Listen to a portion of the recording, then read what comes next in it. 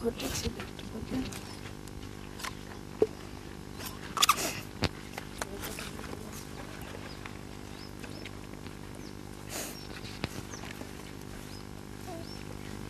কি ঘটেছিল? ঘটেছিল আমার সামনে সকালে মুড়ি খেয়ে দোকান গেছে, যে বসে অঞ্চলের দোকানে বসে পান খেতেছিল, সেই সময় বাইরের লোক এসে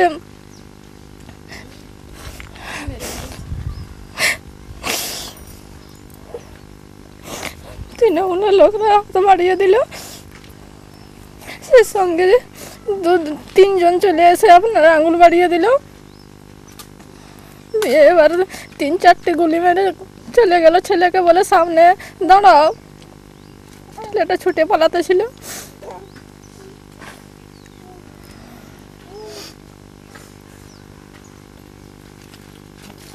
কার ছেলে? আমার ছেলে। ছেলেকে সামনে দাঁড়িয়ে ছেলের বাবাকে গুলি করেছে। সুশীল সমাজ শুনছেন? শুনছেন বিদ্বজনেরা? আচ্ছা, ওই 17 বছরের ছেলেটার মানবাধিকার নিয়ে বলবার মতো একটি কণ্ঠও কি নেই আর?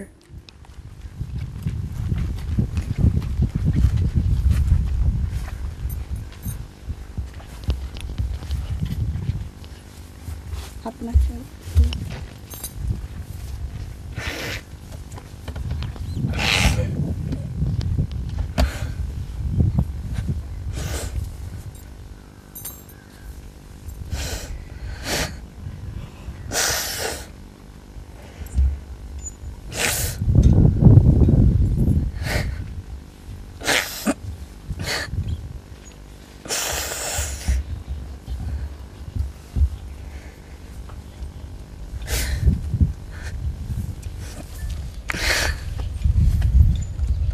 কি হয়েছিল বলতে পারবেন? বলতে সন্ধ্যাবেলা এরকম হঠাৎ এসে, আমরা তো কিছুই জানিনি, দিয়ে দরজা বন্ধ করে দিনি। ওর বাবা বাচ্চাগুলো ওইখানে নিয়ে পড়াতে বসেছিল।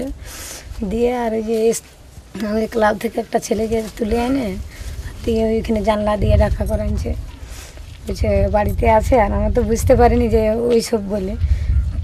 দিয়ে তখন বলছে হ্যাঁ বাড়িতেই আছে ওর বাবা। দিয়ে তখন ওই দরজাটা খুলতে দিয়ে মানে ঢুকে গেছে। কতজন? 3জন এইখানে ছিল, মোটর সাইকেল দাঁড় করে এইখানটায়, আর 3জন আমাদের ওইখানে ভিতরে ঢুকে।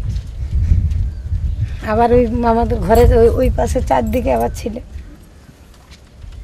আর মুখ বাঁধা ছিল, তো ওদের চিনতে পারেনি। দিয়ে ওর বাবাকে জোর করে তুলে নিয়ে, আমি তাও ধরে রেখেছিলাম না, দিয়ে আমাকে একজন ধরে ওর বাবাকে জোর করে নিয়ে চলে এসেছে।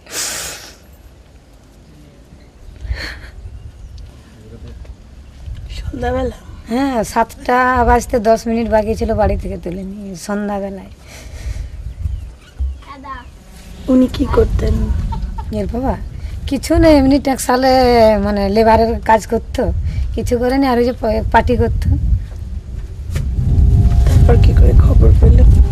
সকালবেলা তারপরে আমার একটা ভাসুরের ছেলে বললো যে কাকিমা একটা মির্গার ওইখানে একটা কে মেরেছে, বলছে পড়ে আছে। দিয়ে তারপর আমাদের এখান থেকে ওরা দেখতে গেল, দিয়ে এসে বলছে কাকুই বটে। আমার এর বাবা তো এমনি খালি গায়ে ছিল, দিয়ে ওদের একটা জামা পরিয়ে দিয়েছে। দিয়ে দেখে এসে বলছে না ওইটা কাকুই বটে, বলছে একেবারেই শেষ করে দিয়েছে বলে বলে শেষ করে দিয়ে দেখেছি। যদি একটু একটা হাত পা ভেঙে যদি ঘরে বাড়িতে পড়ে দেখতো, তার মধ্যে না আমার বাবা আছে। লোক যখন বাবাকে ডাকে ওদের মনটা কেমন হয়।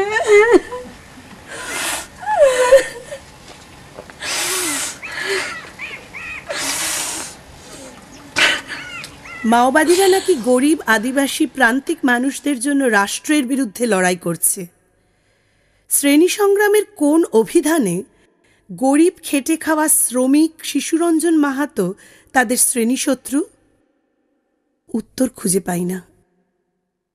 8 বছরের সত্যজিৎ আর মাধ্যমিকের ছাত্র সুরজিতের সামনে অনিশ্চিত ভবিষ্যৎ, যেমন অনিশ্চিত ছোট্ট সৌরদ্বীপ আর অনন্যার ভবিষ্যৎ। বলে পোস্টার চিটাতে নিয়ে যাচ্ছি ক্লাব ঘর, সেখান থেকে আর ফিরে আসতে দেয়নি।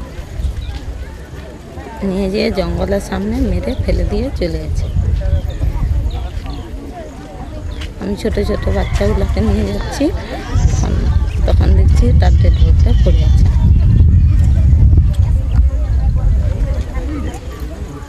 উনি এমএসকেল মাস্টারমশাই ছিলেন। কেন কেন ভালো না? সেটা তো বুঝতে পারবো না। তুলে নিয়ে গিয়ে মেরে দিয়েছে। পার্টি করতেন, সিপিএম পার্টি করতেন।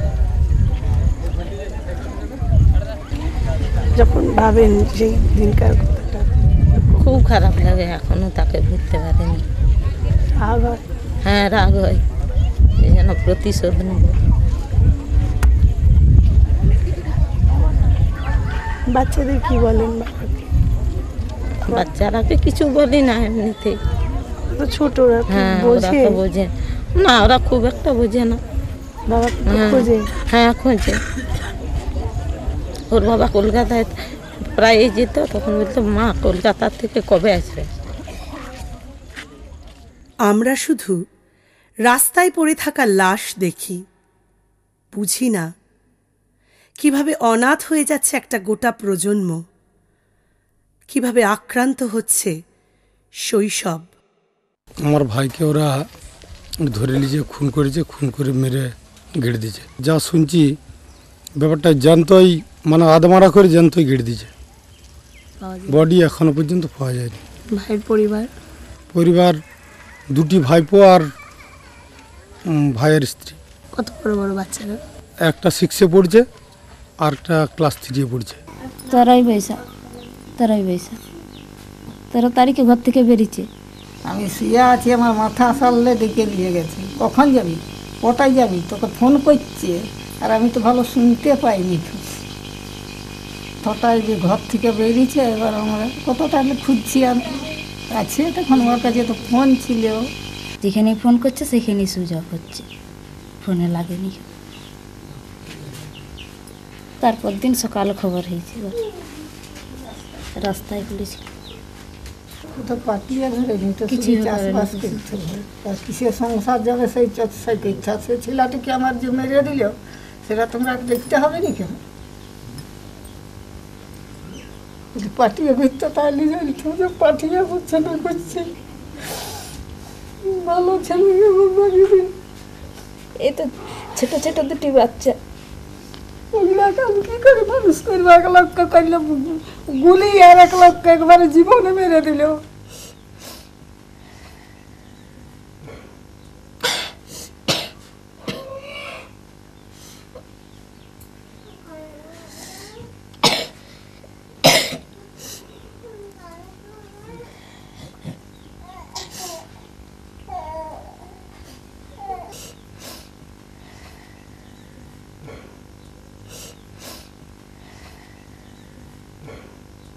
সিপিএম মিছিল করেছিল।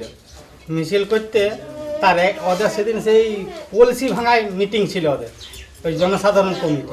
সেইখানে গিয়ে বলেছে যে জগন্নাথ মাহাতো এনে মিছিল করছে, ওকে মারতে হবে, না হলে কি বলে ওইখানে আমরা কমিটি করতে পারবো না। এই অবস্থায় তখন একদিন পরে ওই যে ওই বাচ্চাগুলাকে নিয়ে যাচ্ছিল, ওইখানে একটা তুলসী দেওয়া হচ্ছিল, এরাকে রেখে দিয়ে আর এসেছিল। ওই যে বড়দাকে এখানে গুলি করেছিল, দুজন ঘিরে রাস্তায়। ওই দুজন লোক দাঁড় করা হলো, দাঁড়া বলি কেন?